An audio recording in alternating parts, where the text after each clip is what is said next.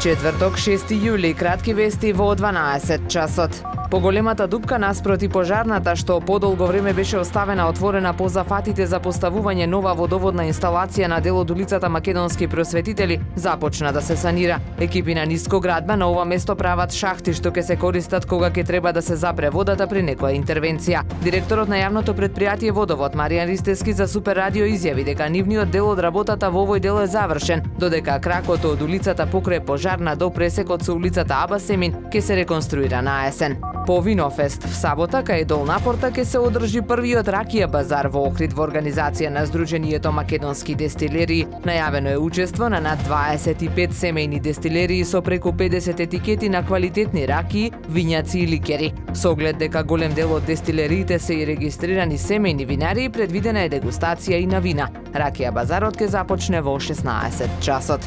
Со стартот на денешните активности и уредување на теренот на градскиот фудбалски стадион Билјанин Извори започнаа финалните подготовки пред надпреварот од првото коло од квалификациите за Лигата на шампиони во фудбал. Нашиот шампион, тимот на Струга Тримилум, ќе игра во квалификациите за Лигата на шампиони во фудбал со тимот на литвански Жалгирис. Првиот надпревар ќе се игра во вторник на 11 јули кај Жалгирис, додека вториот надпревар ќе се игра во Охрид на градскиот стадион Билјанин Извори на 18 овој месец.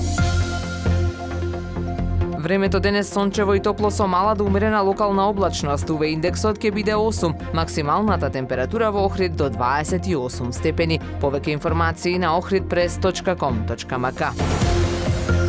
Уредник и водител на вестите Даниела Спасик.